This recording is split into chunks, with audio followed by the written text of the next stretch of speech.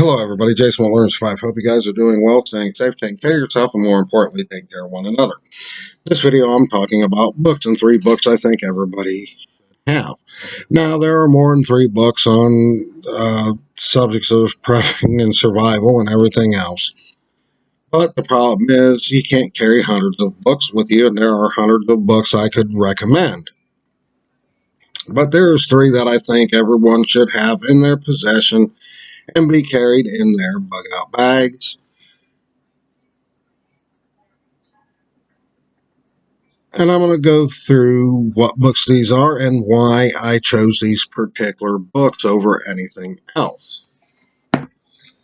The first one that I want to do and that I think everybody needs is FM 2176. Now, FM 2176 is outdated and antiquated, but still provides a lot of useful information, and this is the U.S. Army Survival Manual. Now, if you go on Amazon and you put in FM 2176 and you start scrolling through, you'll see one that says FM 3-05-70 or just labeled as 3-05-70. That is the current edition of this field manual. The problem with that one is it's over 600 pages, so it is a big book and it would be hard to carry. But this book has a lot of the information that one does, with maybe new techniques added to it and some stuff omitted. One thing that is omitted out of the current field manual that we now know is worthless to do is cutting X's over a snake bite and trying to suck out the poison.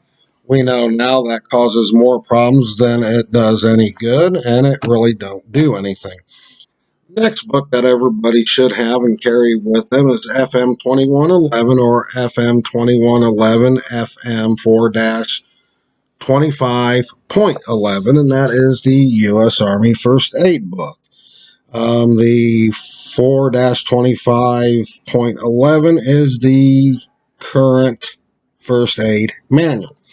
This book covers a lot. It covers everything from severed and amputated limbs,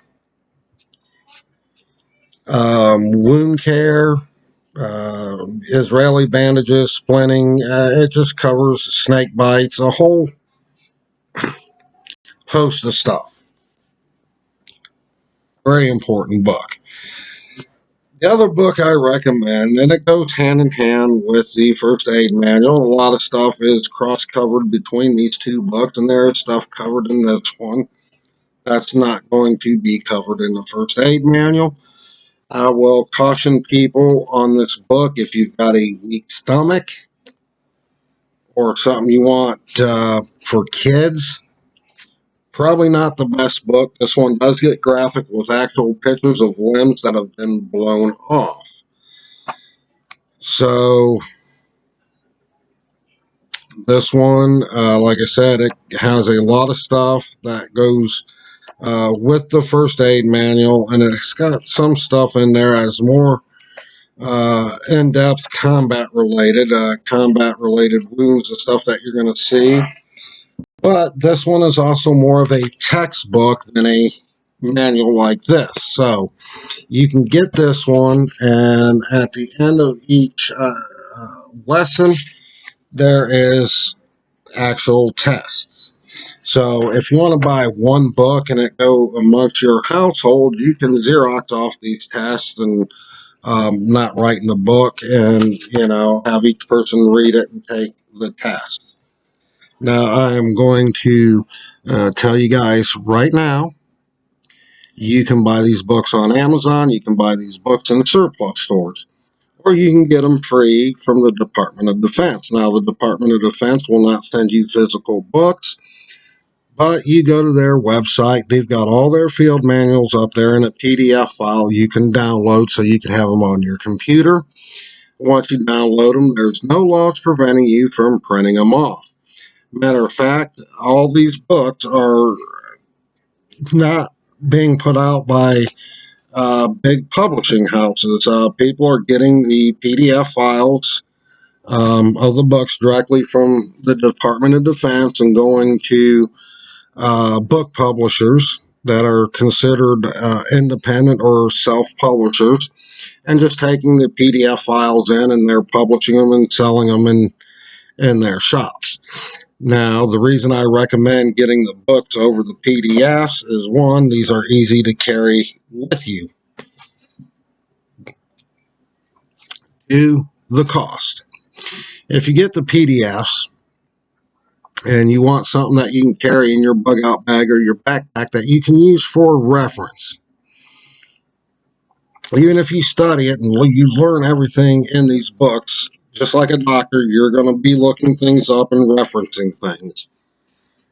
You get the PDF files. By the time, you get them for free, but by the time you buy a binder, you buy the plastic page holders and stuff, and the cost of ink to print them off, it's going to cost you more than paying the $10, $12 or so, $15 for the books. So, it is really cheaper unless you've got a setup to publish a book like this and do the binding and everything and put it together,